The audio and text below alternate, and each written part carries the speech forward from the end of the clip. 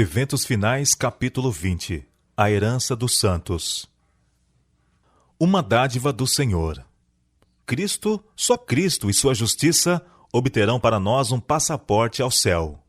O coração orgulhoso esforça-se por alcançar a salvação, mas tanto nosso título ao céu como nossa idoneidade para ele encontram-se na justiça de Cristo. Para fazermos parte da família celestial, Cristo tornou-se membro da família humana. Melhor do que um título para o mais nobre palácio da terra é o título para as mansões que nosso Senhor foi preparar. E melhor que todas as palavras de louvor terreno serão as do Salvador aos servos fiéis. Vinde benditos de meu Pai. Possuí por herança o reino que vos está preparado desde a fundação do mundo. Por que devemos pensar no mundo futuro? Jesus tem exposto o céu e apresenta sua glória ao nosso olhar para que a eternidade não seja omitida de nossas cogitações. Tendo em vista as realidades eternas, cultivaremos habitualmente pensamentos da presença de Deus. Isto será um escudo contra a incursão do inimigo, dará força e certeza, e elevará a alma acima do temor. Respirando a atmosfera celeste, não absorveremos o ar viciado do mundo. Jesus vem apresentar as vantagens e bela imagem do celestial, para que as atrações do céu se tornem familiares aos pensamentos, e o salão da memória seja guarnecido de quadros de beleza celeste e eterna. O grande mestre dá ao homem uma visão do mundo futuro, trá-lo com seus atraentes bens ao alcance da vista. Se ele pode fixar a mente na vida futura e suas bem-aventuranças, em comparação com os interesses temporais deste mundo, o chocante contraste fica profundamente gravado no espírito, absorvendo o coração e a alma de todo ser. Os motivos do cristão. Motivos mais fortes e instrumentos mais poderosos não poderiam jamais ser postos em operação. As sobreexcelentes recompensas de fazer o bem, o gozo do céu, a sociedade dos anjos, a comunhão e o amor de Deus e seu Filho, o enobrecimento e dilatação de todas as nossas faculdades através dos séculos da eternidade, acaso não são estes poderosos incentivos e encorajamentos para nos impelir a consagrar ao nosso Criador e Redentor os mais amantes serviços do coração? Se pudermos encontrar-nos com Jesus em paz e ser salvos, salvos para sempre, seremos os seres mais felizes.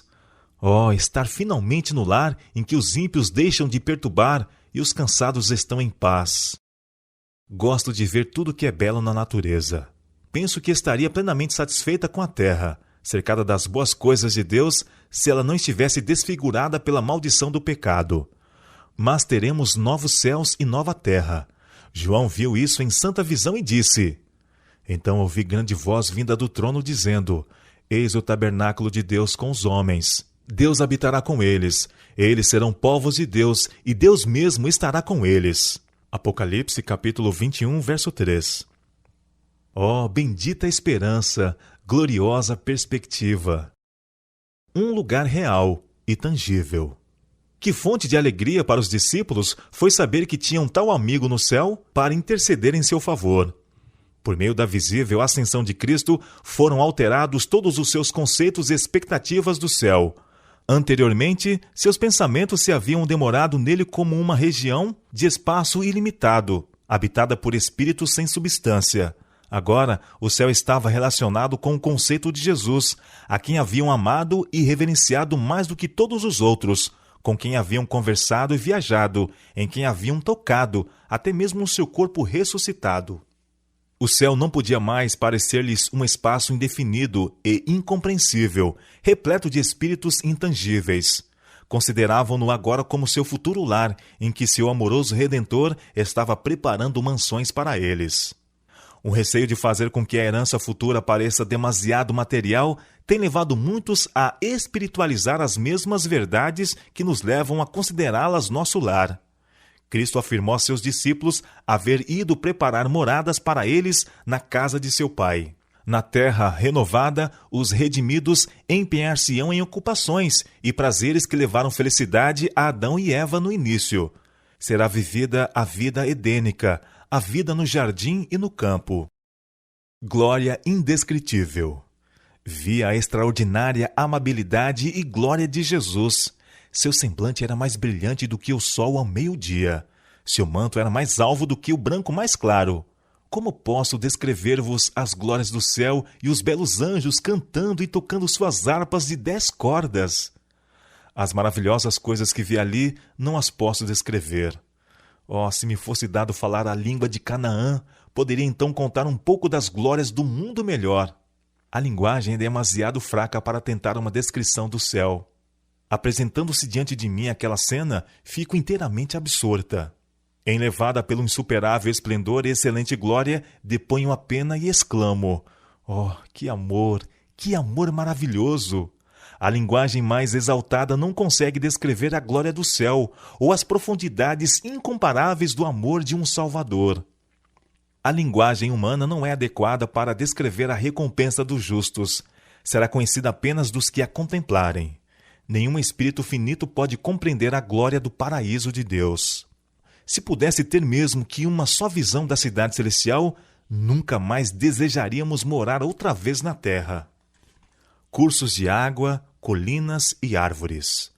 Ali vimos a árvore da vida e o trono de Deus. Do trono provinha um rio puro de água, e de cada lado do rio estava a árvore da vida. De um lado do rio havia um tronco da árvore, e do outro lado o outro, ambos de ouro puro e transparente. A princípio pensei que via 2 árvores. Olhei outra vez e vi que elas se uniam em cima numa só árvore. Assim estava a árvore da vida em ambos os lados do rio da vida. Seus ramos curvaram-se até o lugar em que nos achávamos, e seu fruto era esplêndido, tinha um aspecto de ouro, de mistura com prata.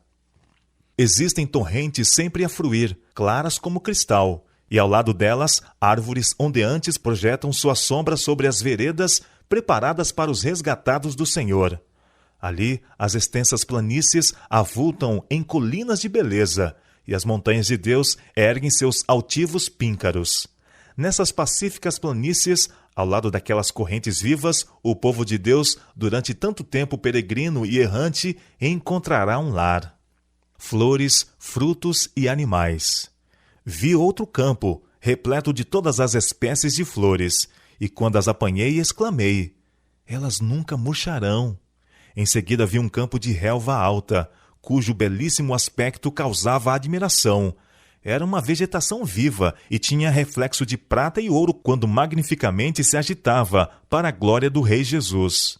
Entramos então num campo cheio de todas as espécies de animais. O leão, o cordeiro, o leopardo, o lobo, todos juntos em perfeita união.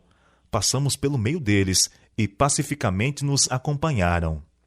Dali entramos num bosque, não como os escuros bosques que aqui temos. Não, absolutamente, mas claro e por toda parte glorioso. Os ramos das árvores agitavam-se de um para outro lado, e todos exclamamos: moraremos com segurança na solidão e dormiremos nos bosques. Atravessamos os bosques, pois estávamos a caminho do Monte Sião. Estava sobre o monte um belo templo. Para embelezar o lugar, havia em redor do templo todas as espécies de árvores: o bucho, o pinheiro, o cipreste, a oliveira, a murta, a romanceira e a figueira, curvada ao peso de seus figos maduros, embelezavam aquele local. E vi uma mesa de pura prata. Tinha muitos quilômetros de comprimento, contudo nossos olhares podiam alcançá-la toda. Vi o fruto da árvore da vida, o maná, amêndoas, figos, romãs, uvas e muitas outras espécies de frutas. Pedi a Jesus que me deixasse comer do fruto. O vigor de eterna mocidade.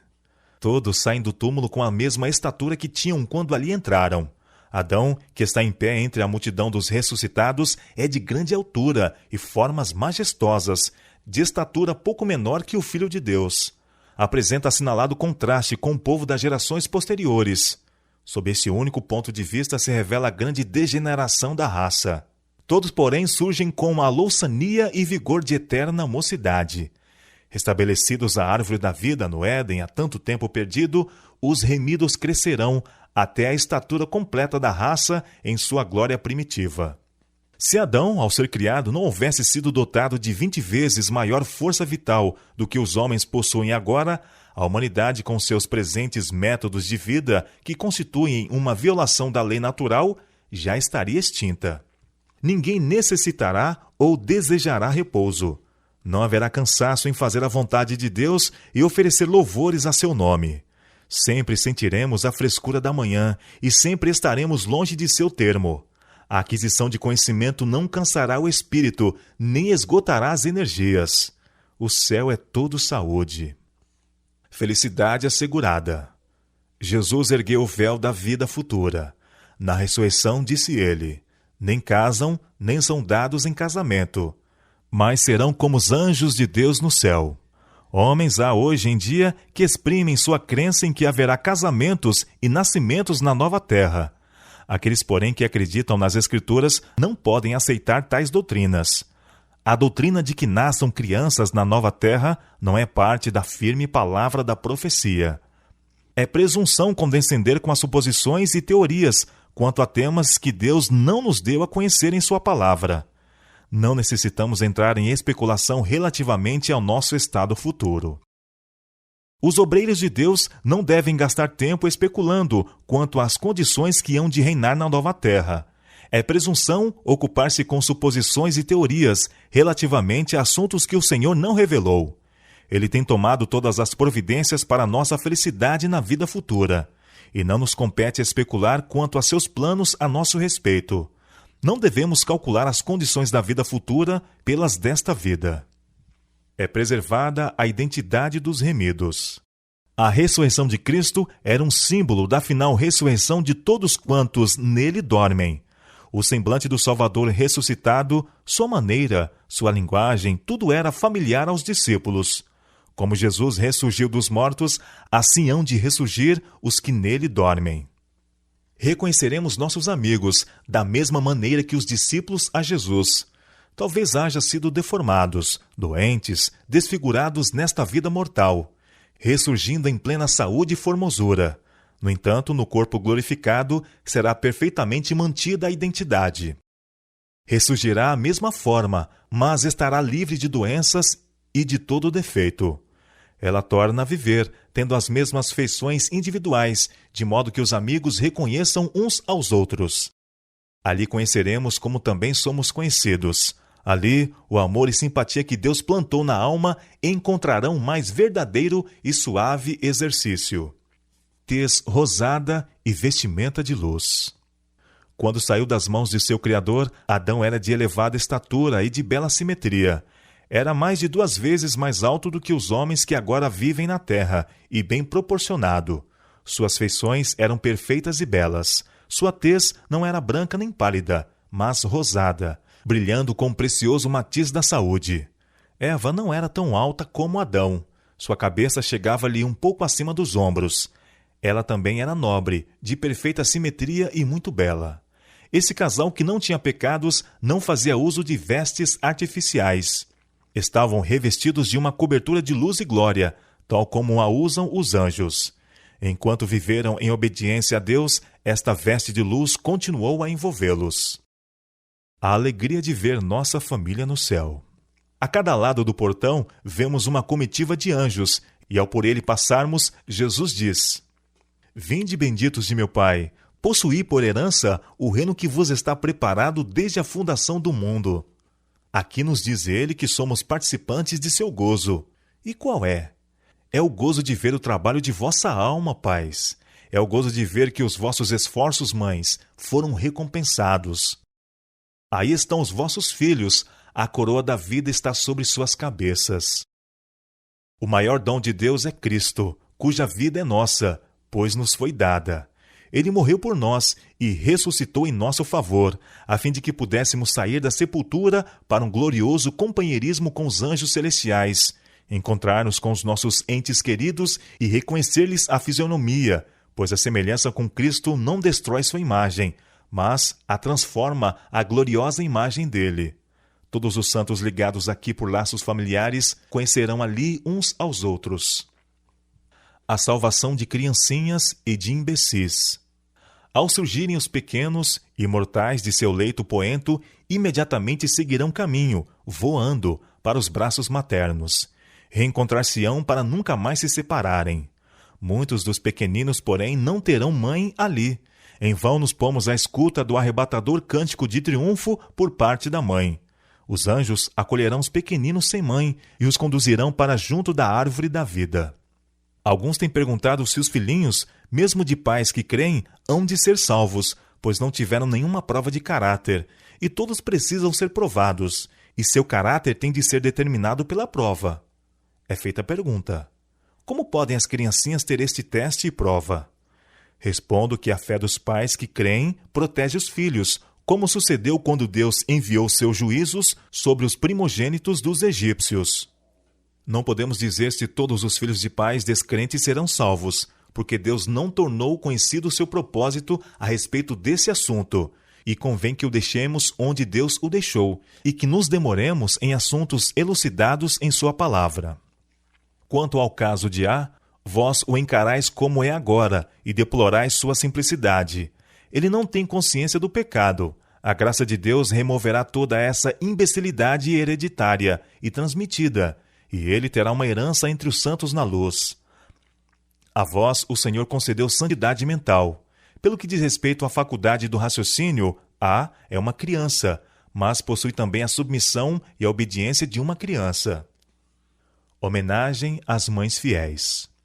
Quando se assentar o juízo e os livros forem abertos, quando o bem-estar do grande juiz for pronunciado e a coroa de glória imortal colocada na fronte do vencedor, muitos erguerão essas coroas à vista do universo reunido e, indicando sua mãe, dirão: ela me fez tudo quanto sou mediante a graça de Deus. Seus ensinos, suas orações foram abençoados quanto à minha salvação eterna. Os anjos de Deus imortalizam o nome das mães cujos esforços ganharam os filhos para Jesus Cristo. A recompensa do ganhador de almas. Quando os redimidos estiverem perante Deus, responderão ao chamado preciosas almas que ali estão por causa dos fervorosos e perseverantes esforços feitos em seu benefício, e das súplicas em intensa persuasão para que fujam para a fortaleza. Dessa forma, os que neste mundo têm estado a cooperar com Deus receberão a sua recompensa.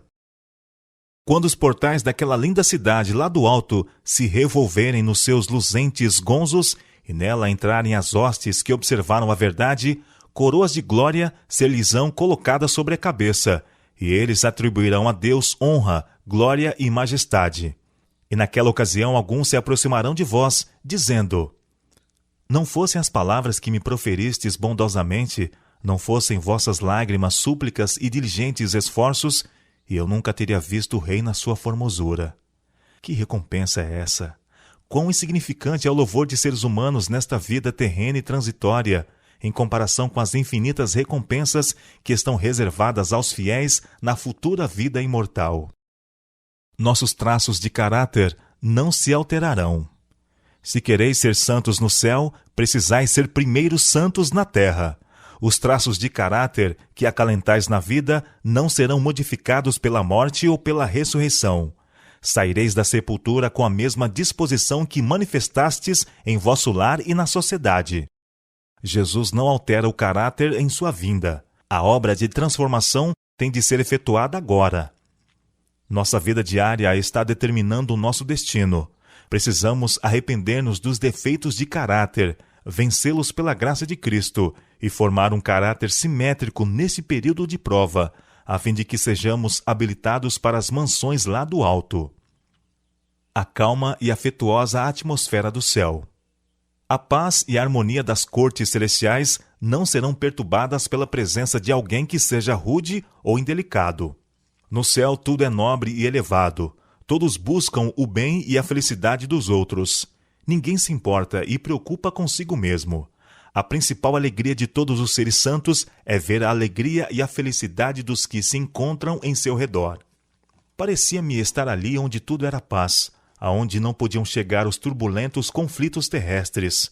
O céu, um reino de justiça em que se congregam todos os santos, puros e bem-aventurados, milhares de milhares e milhões de milhões, vivendo e andando em ditosa e pura intimidade, louvando a Deus e ao Cordeiro assentado sobre o trono. Suas vozes estavam em perfeita harmonia. Eles nunca fazem algum mal uns aos outros. Príncipes do céu, os potentados desse vasto domínio apenas são rivais no bem, buscando a felicidade e a alegria uns dos outros. O maior ali é o menor no amor próprio, e o menor é o maior em sua gratidão e profundidade. Ali não há tétricos erros para obscurecer o intelecto. A verdade e o conhecimento, claros, vigorosos e perfeitos, têm afugentado todas as dúvidas, e nenhum laivo de dúvida lança sua funesta sombra sobre os seus ditosos habitantes. Vozes contenciosas não perturbam a suave e perfeita paz do céu. Seus habitantes não conhecem tristeza, desgostos e lágrimas. Tudo está em perfeita harmonia, em perfeita ordem e perfeita felicidade. O céu é um lar em que a simpatia está viva em todo o coração e é expressa em cada olhar. Ali reina o amor, não há elementos dissonantes, nenhuma discórdia, contenda ou guerra de palavras. Não haverá tentação e pecado. Nenhuma árvore da ciência do bem e do mal oferecerá oportunidade para a tentação. Não haverá ali tentador, nem possibilidade para o mal. Ouvi aclamações de vitória dos anjos e dos santos remidos, os quais ressoavam com 10 milhares de instrumentos musicais, porque não mais deveriam ser molestados e tentados por Satanás, e porque os habitantes de outros mundos estavam livres de sua presença e tentações. Comunhão com o Pai e com o Filho. O povo de Deus tem o privilégio de entreter franca comunhão com o Pai e o Filho. O conheceremos face a face, sem um véu obscurecedor de permeio. Habitaremos para sempre com a sua preciosa presença e fruiremos a sua luz. Meu coração salta de alegria ante a animadora perspectiva. O céu é onde Cristo está. O céu não seria céu para os que amam a Cristo se ele não estivesse ali. Haverá íntima e eterna relação entre Deus e os santos ressuscitados. Lançando aos pés do Redentor as coroas que ele nos colocou sobre a cabeça e tocando nossas harpas de ouro, encheremos todo o céu de louvor àquele que está sentado no trono. Se durante esta vida forem fiéis a Deus, no final verão seu rosto e nas suas testas estará o seu nome. E qual é a felicidade do céu, se não a de ver a Deus? Que maior júbilo poderá ter o pecador salvo pela graça de Cristo do que contemplar a face de Deus e tê-lo por Pai? Comunhão com os anjos e com os fiéis de todas as épocas. Todo remido compreenderá o serviço dos anjos em sua própria vida. Que maravilha será entreter conversa com um anjo que foi a sua guarda desde os seus primeiros momentos, que lhe vigiou os passos e cobriu a cabeça no dia de perigo, que com ele esteve no vale da sombra da morte, que assinalou o seu lugar de repouso, que foi o primeiro a saudá-lo na manhã da ressurreição e dele aprender a história da interposição divina na vida individual e da cooperação celeste em toda a obra em prol da humanidade. De que perigos visíveis e invisíveis temos sido protegidos mediante a intervenção de anjos, jamais saberemos, até que à luz da eternidade as providências de Deus nos sejam reveladas. O amor e simpatias que o próprio Deus plantou na alma encontrarão ali o mais verdadeiro suave exercício. A comunhão pura com os seres santos, a vida social harmoniosa com os bem-aventurados anjos e com os fiéis de todos os tempos, que levaram suas vestes e as branquearam no sangue do Cordeiro, os sagrados laços que reúnem toda a família no céu e na terra, tudo isto concorre para constituir a felicidade dos remidos. Dando testemunho a seres não caídos. O Filho do Homem não veio para ser servido, mas para servir. A obra de Cristo neste mundo é sua obra nos céus, e a nossa recompensa por trabalhar com ele neste mundo será o maior poder e mais amplo privilégio de com ele trabalhar no mundo vindouro. Vós sois as minhas testemunhas, diz Deus. Eu sou Deus. Isso também seremos na eternidade. Para que foi permitido continuar o grande conflito através dos séculos? Por que foi que se não eliminou a existência de Satanás no início de sua rebelião? Foi para que o universo se pudesse convencer da justiça de Deus a tratar com mal e para que o pecado pudesse receber condenação eterna. No plano da salvação, há sumidades e profundezas que a própria eternidade jamais poderá compreender completamente. Maravilhas para as quais os anjos desejam atentar. Apenas os remidos, dentre todos os seres criados, conheceram em sua própria experiência o conflito com o pecado. Trabalharam com Cristo e, conforme os mesmos anjos não poderiam fazer, associaram-se em seus sofrimentos. Não terão eles qualquer testemunho quanto à ciência da redenção? algo que seja de valor para os seres não caídos? Louvando a Deus com majestosa e melodiosa música. Haverá ali música e cânticos que ouvidos mortais jamais ouviram, nem o espírito humano concebeu. O cântico que os resgatados entoarão, cântico este de sua experiência, declarará a glória de Deus. Grandes e maravilhosas são as tuas obras, Senhor Deus Todo-Poderoso. Justos e verdadeiros são os teus caminhos, ó Rei dos Santos. Quem te não temerá, ó Senhor, e não magnificará o teu nome? Porque só tu és santo. Há um anjo que dirige sempre, o qual toca primeiro a harpa a fim de dar o tom. Depois todos se ajuntam na majestosa e perfeita música do céu. Ela é indescritível, é melodia celestial, divina. Não como varão de dores, mas como glorioso e triunfante rei, estará Cristo sobre o Monte das Oliveiras, enquanto as aleluias dos hebreus se misturarão com as hosanas dos gentios, e as vozes dos remidos, qual poderosa hoste, hão de avolumar-se na aclamação. Coroai-o, Senhor de todos! Perscrutando os tesouros do universo. Ali, quando for removido o véu que obscurece a nossa visão e nossos olhos contemplarem aquele mundo de beleza, de que ora apanhamos lampejos pelo microscópio, quando olharmos as glórias dos céus hoje esquadrinhadas de longe pelo telescópio, quando removida a mácula do pecado, a terra toda aparecer na beleza do Senhor nosso Deus, que campo se abrirá ao nosso estudo? Ali o estudante da ciência poderá ler os relatórios da criação, sem divisar coisa alguma que recorde a lei do mal. Poderá escutar a melodia das vozes da natureza, e não perceberá nenhuma nota de lamento ou tristezas. Todos os tesouros do universo estarão abertos ao estudo dos filhos de Deus. Com indizível deleite, unir-nos-emos na alegria e sabedoria dos seres não caídos. Participaremos dos tesouros adquiridos através dos séculos, empregados na contemplação da obra de Deus. Livres da mortalidade, alcançarão voo incansável para os mundos distantes, mundos que fremiram de tristeza ante o espetáculo da desgraça humana e ressoaram com cânticos de alegria ao ouvir as novas de uma alma resgatada. Com visão desanuviada, olham para a glória da criação, acham-se sóis, estrelas e sistemas planetários, todos na sua indicada ordem, a circular em redor do trono da divindade. Em todas as coisas, desde a mínima até a maior, está escrito o nome do Criador, e em todas se manifestam as riquezas de seu poder. Revendo a história sagrada. A hoste dos remidos irá de um mundo a outro, e grande parte de seu tempo será empregada em perscrutar os mistérios da redenção. Através dos séculos infinitos, o tema da redenção ocupará o coração, mente e língua dos remidos. Eles compreenderão as verdades que Cristo almejava abrir a seus discípulos e para cuja assimilação, porém, não tinham suficiente fé. Sempre e sempre nos serão reveladas novas visões da perfeição e glória de Cristo. Através dos séculos eternos, o fiel pai de família tirará de seu tesouro coisas novas e velhas. Então se revelará diante dele o decurso do grande conflito que teve sua origem antes que começasse o tempo e terminasse apenas quando este cessar. A história do início do pecado, da fatal falsidade em sua ação sinuosa, da verdade que, não se desviando das suas próprias linhas retas, se defrontou com o erro e o venceu, sim, tudo isto será manifesto. O véu que se interpõe entre o mundo visível e o invisível será removido e reveladas coisas maravilhosas.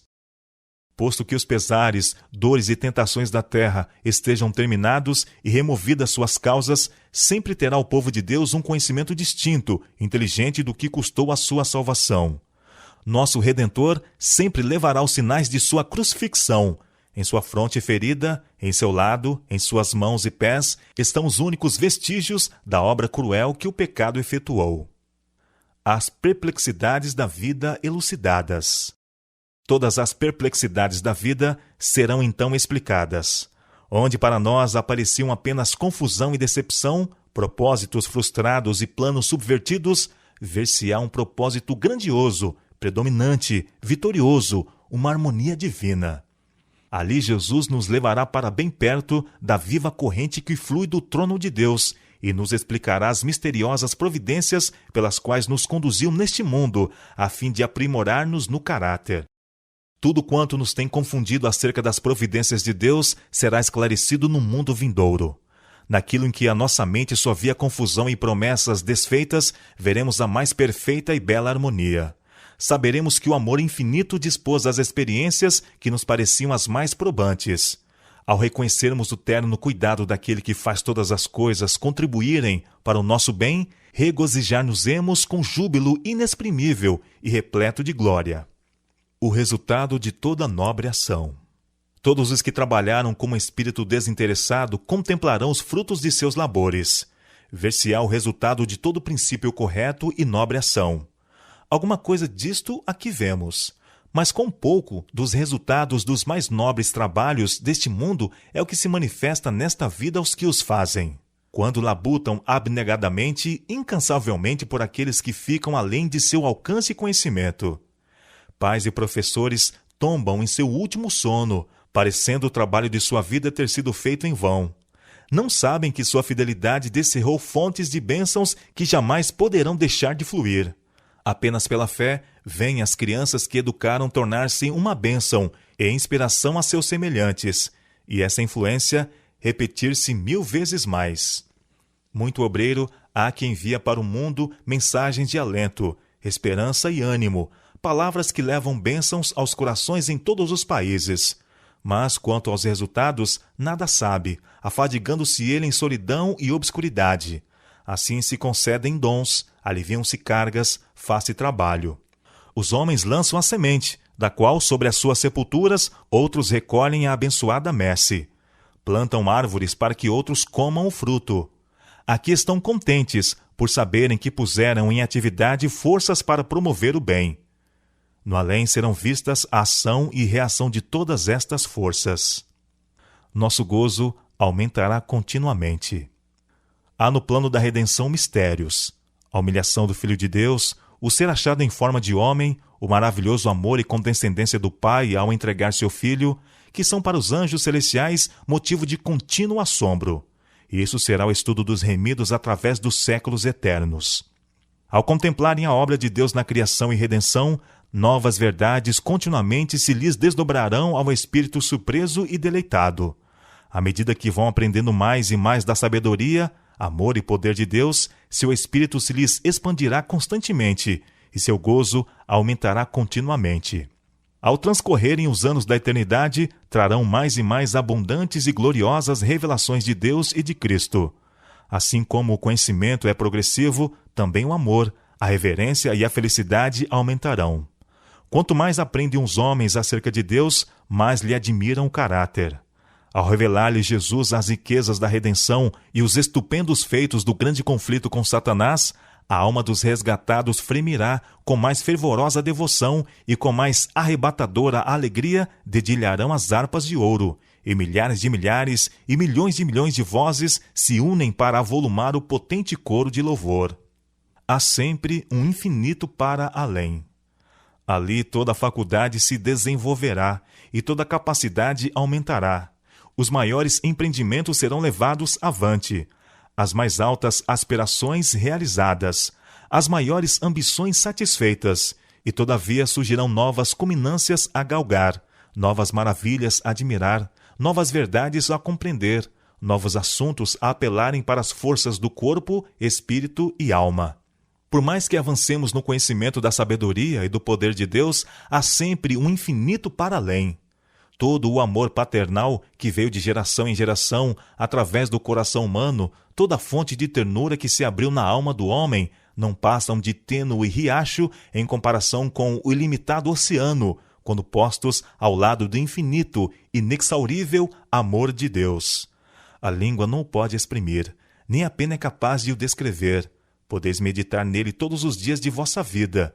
Podeis esquadrinhar diligentemente as Escrituras a fim de compreendê-lo.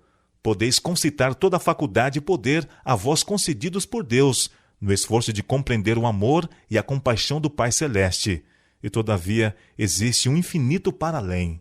Podeis estudar por séculos esse amor, No obstante, jamais podereis compreender plenamente a extensão e a largura, a profundidade e a altura do amor de Deus em dar seu Filho para morrer pelo mundo. A própria eternidade nunca o poderá bem revelar. Todo o universo declara que Deus é amor. O grande conflito terminou. Pecado e pecadores não mais existem. O universo inteiro está purificado. Uma única palpitação de harmonioso júbilo vibra por toda a vasta criação. Daquele que tudo criou, emanam vida, luz e alegria por todos os domínios do espaço infinito.